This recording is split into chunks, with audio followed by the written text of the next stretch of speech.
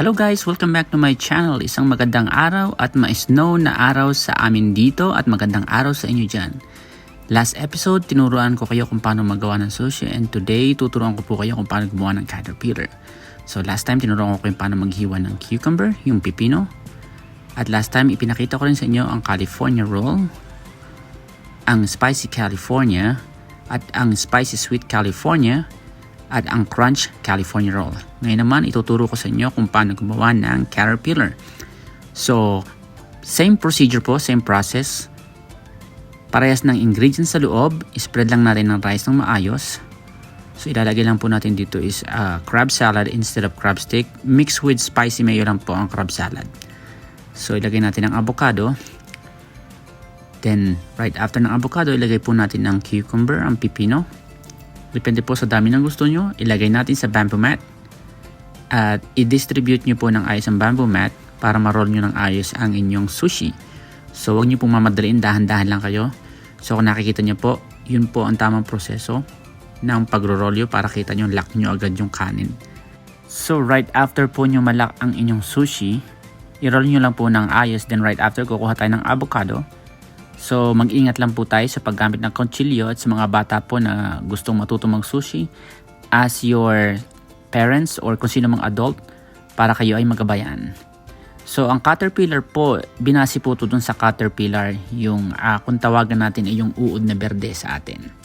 So maghihiwa lang po tayo ng thin slice na avocado at ilalagay lang po natin siya sa ibabaw. Depende po sa kapal at nipis na gusto nyo, pero kung sanay na po kayo na mag-guide na manipis, mas maganda kasi hindi masyadong matapang ang avocado. Pero kung kayo naman po ay avocado lover, so pwede nyo naman pong kapalan. Nasa sa inyo po yung kung paano nyo siya i-slice. Basta ang mahalaga po nito is mag-iingat kayo sa pag-i-slice kasi medyo komplikado ang paghihiwa nito. Semi-ripe lang po na avocado ang gamitin nyo para madali siyang hiwain. At yan po, kukuha tayo ng plastic, cellophane, ilalagay po sa ibabaw para hindi maghiwa-hiwalay ang avocado. Tapos gagamitan po natin ng bamboo mat para ma-form yung avocado doon sa sushi natin para magkaroon tayo ng magandang formation ng ating avocado.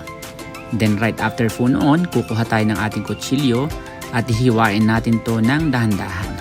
So sa paghihiwa po ng sushi, depende po sa dami ng gusto ninyo. Pero ito po kaya nyo mahiwa ng maninipis hanggang 12 piraso. Pero ako po, standard ang ginagamit ko, lagi po siyang 10 gayat. So basically 9 segment po ang paghiwa ninyo. Pero is equivalent na po yun sa 10 gayat. So heto na po, kukuha ulit tayo ng bamboo mat, i-form po ulit natin para dumikit yung avocado sa kanin. And then dahan-dahan lang po natin tatanggalin ang plastic para hindi madangay ang avocado. So kunting tiyaga lang po sa paggamit ng plastic na ito dahil minsan ito ay makapit. So ayan na po, ilalagay natin sa ating bandihado at tapos na po ang ating caterpillar. So maraming salamat po sa pag-tune nyo. Ito na po yung caterpillar natin at sa susunod na episode po, tuturuan ko po ulit kayo magawa ng ibang klaseng menu ng sushi natin. So salamat po sa pag-share at pag-follow and thank you po ng madami.